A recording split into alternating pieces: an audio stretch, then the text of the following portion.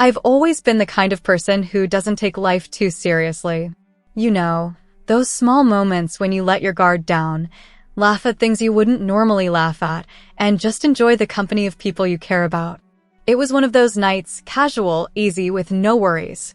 My name is Sophie, and I'm 27. I've always had a knack for making people laugh, mostly because I tend to be the one making jokes or teasing people in the most lighthearted way. It was a Friday evening, and I remember it like it was yesterday. I was sitting on the couch, my husband, Matt, beside me, and my best friend, Sarah, across from us, her laugh filling the room.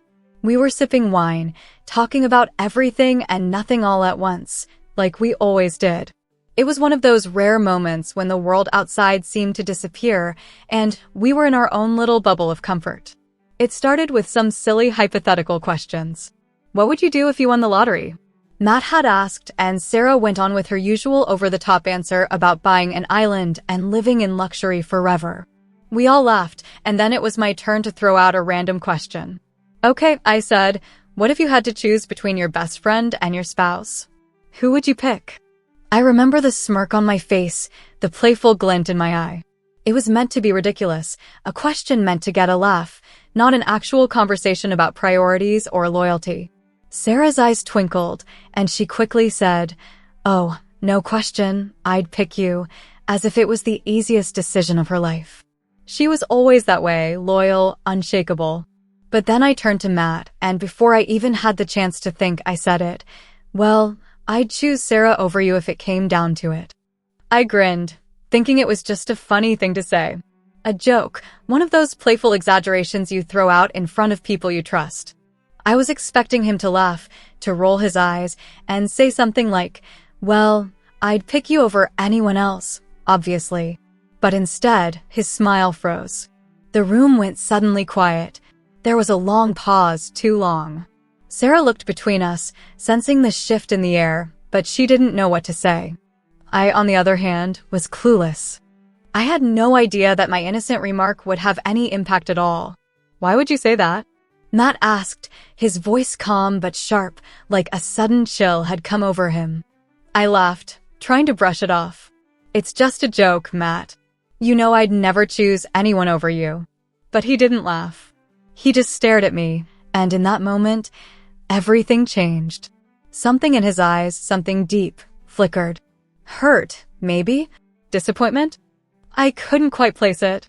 Sarah stayed silent, the tension growing heavier in the room. I'm going to bed, Matt muttered, standing up abruptly.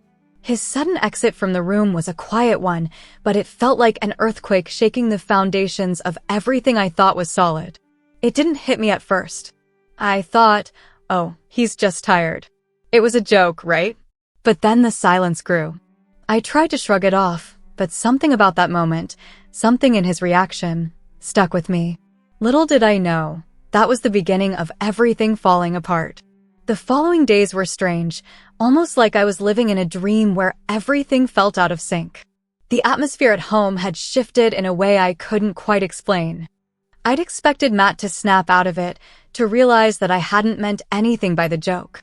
But he didn't. He just stayed distant. At first, I tried to act normal, like nothing had happened. I made his favorite breakfast, left little notes around the house, and even sent him texts throughout the day, trying to remind him of the connection we had. Hey, I miss you. Let's do something fun this weekend, I'd text him. But there was no response. The texts went unanswered. The little gestures I made were met with a hollow silence, like he wasn't even seeing me anymore. The worst part? When I did see him, he looked through me. It was like I had become invisible. We'd sit together at the dinner table, and he wouldn't even make eye contact. It was as if the words I had carelessly thrown out had become this invisible barrier between us, one I couldn't cross no matter how hard I tried. I tried to talk to him about it. One night, after dinner, I sat down on the couch beside him, nervously watching the way his fingers tapped the armrest, as if he was trying to distract himself from me. Matt, can we talk? I asked, my voice shaky but hopeful. He glanced over at me, but his expression was blank. About what? He muttered. I took a deep breath. About what happened. Look, I didn't mean it. It was just a stupid joke. I never would choose anyone over you. You're my partner." He shifted uncomfortably. "You don't get it, Sophie. It's not about the joke. It's about what you said. It hurt. I didn't think that's how you really felt." I was taken aback. "What? That's not how I feel. I love you." I know you didn't mean it, but it still stings." His voice softened, but the pain in it was clear. "You said it. You made the choice in front of us both." I sat there in silence, not sure how to respond. The look in his eyes was so foreign to me, so distant. He wasn't angry anymore. He was just done. The next day, things didn't improve. If anything, they got worse. Matt began working longer hours, coming home late, barely speaking to me when he did. I tried to reach out to him, but he seemed to pull away even more. It wasn't just the silent dinners anymore. It was the silence in the entire house. The once warm, familiar place now felt empty, like a shell of what it used to be. I reached out to Sarah, hoping she could offer some comfort. I needed her more than ever, and I thought maybe she could help bridge the gap between Matt and me. But when I called her, her response was cold. "Hey, Sarah, I really need to talk to you. Can we meet up?" I asked, desperate for some support. There was a long pause before she answered. "I don't think it's a good idea, Sophie. I just don't know if I can be around you right now." Her words hit me like a punch to the stomach. "What? What do you mean?"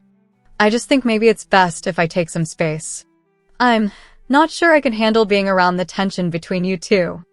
I felt like the ground was slipping out from under me. My best friend, the person I had been so close to, was now avoiding me. Just like that, I realized it wasn't just Matt pulling away, it was everyone. The words I had said in jest had cost me everything, and I didn't know how to fix it. Days turned into weeks, and I could feel the walls closing in around me.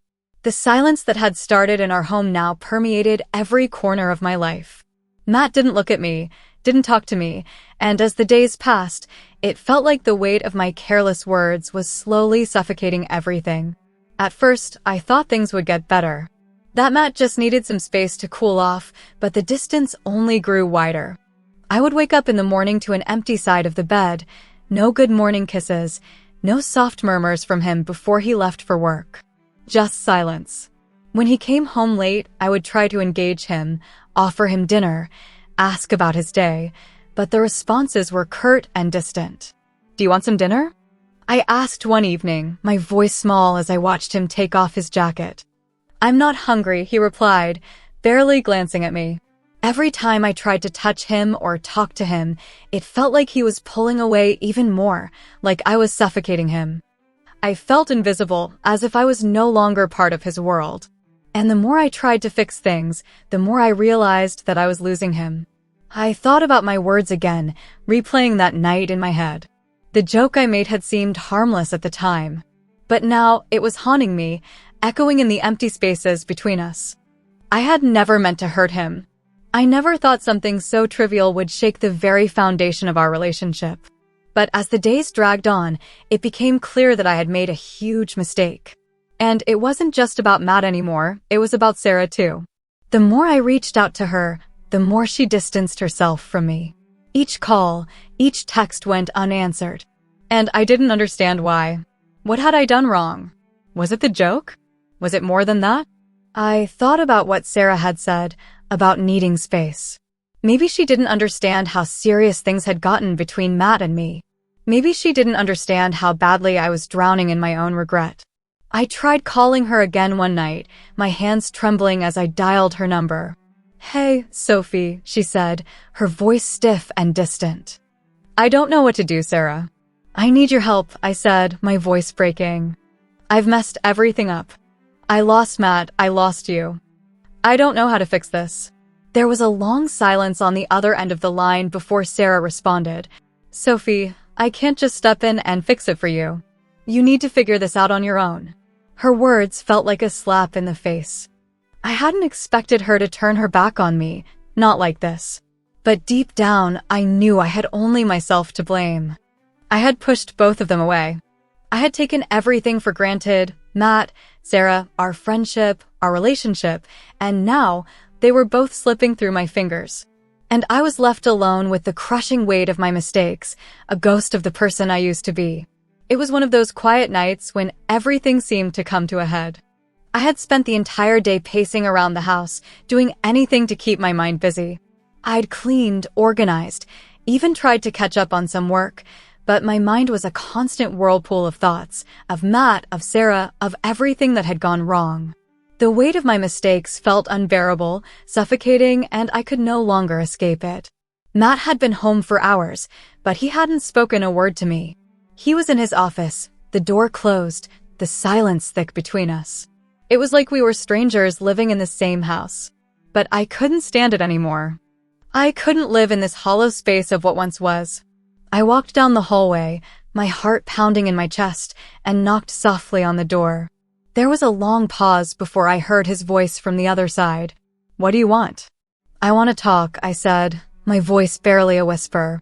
The door opened just a crack, and Matt's face appeared in the gap. His eyes were tired, his jaw tight. He looked at me with a mixture of frustration and exhaustion, like he was torn between wanting to leave and wanting to understand. He didn't say anything, so I took a deep breath and stepped forward, pushing the door open slightly. "I know I've messed up. I know I hurt you, and I can't take back what I said. But I can't keep living like this, Matt. I can't live in this silence anymore," I said, my voice shaky. He didn't respond, but I could see the conflict in his eyes, the pain still lingering there. "You said it, Sophie," he finally murmured. "You made your choice." I felt like I had been slapped in the face. "It wasn't like that. You know I didn't mean it. It was just a stupid joke. I'd never choose anyone over you." His gaze softened for a moment, but then his shoulders slumped. "You've been distant too, Sophie. You've been pulling away. I don't know where we went wrong. I don't know how to fix this.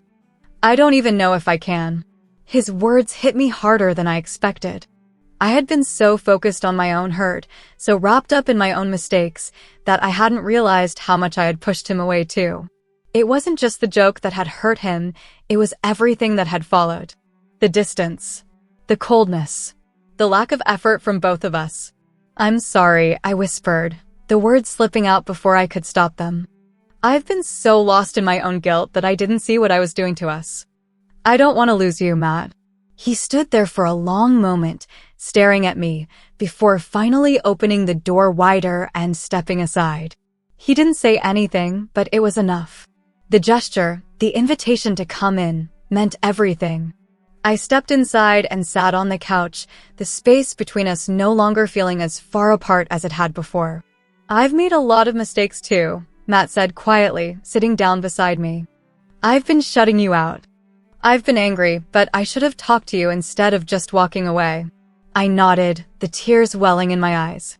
For the first time in weeks, I felt like there was a chance, like we could fix this. I didn't know what the future held, but in that moment, I realized that we both needed to put in the effort to heal what had been broken. We needed to stop running from the pain and start facing it together. As we sat there, side by side, I knew the road ahead wouldn't be easy. It wouldn't be fixed overnight. But for the first time in a long time, I felt a glimmer of hope. We were both still here, and that was all that mattered. The weeks that followed were full of small, tentative steps. We both tried. It wasn't perfect, but it was real. It felt like we were learning to breathe again, together, after a long period of holding our breath. Matt and I began to have real conversations, the kind we hadn't had in what felt like forever. Conversations that weren't about silence or avoidance, but about the things that truly mattered to us. Our fears, our frustrations, and even our dreams. It wasn't always easy, but it felt like we were building something again. I had come to realize that my relationship with Matt wasn't just about love. It was about effort, about showing up for each other, even when it seemed easier to pull away. And I also realized that I had to stop holding on to my guilt. The joke had been a mistake, yes, but it didn't define who I was or who we were as a couple. It was just one moment in time. What mattered was what we did with the time we had left. Sarah, on the other hand, wasn't as easy to fix. I had tried reaching out to her, but she still kept her distance. She was hurt, I understood that, but it felt like the distance between us was growing wider every day. She hadn't forgiven me for the joke, and maybe she never would. It hurt more than I cared to admit, but I also knew that sometimes people change. People grow apart. And I had to let her make that choice, just as I had to allow Matt to make his. One day, after a long talk with Matt, we decided to take a weekend trip together. We needed a break, something to reset the rhythm of our lives, to remind ourselves of who we were before everything fell apart. It wasn't about escaping from the problems, it was about finding our way back to each other. We went to a small cabin by the lake, far from the noise and chaos of everyday life. For the first time in months, I felt like we were just us, no tension, no walls between us. Just two people who were trying to heal.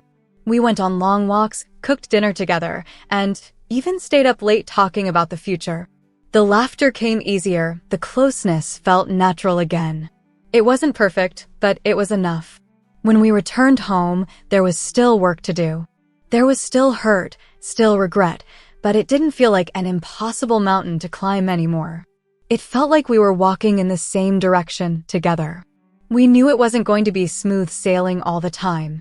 But for the first time in a long time, I wasn't afraid of the journey. I still miss Sarah. I miss the friendship we had, the laughter, the inside jokes. But I also realized that the people who are meant to stay will stay. And the ones who leave, sometimes it's because they've found their own path. It wasn't easy, but I was learning to accept it. As I stood with Matt one evening, looking out at the sunset, I felt a sense of peace I hadn't felt in so long. Life wasn't perfect, but it was ours. And that in itself was enough.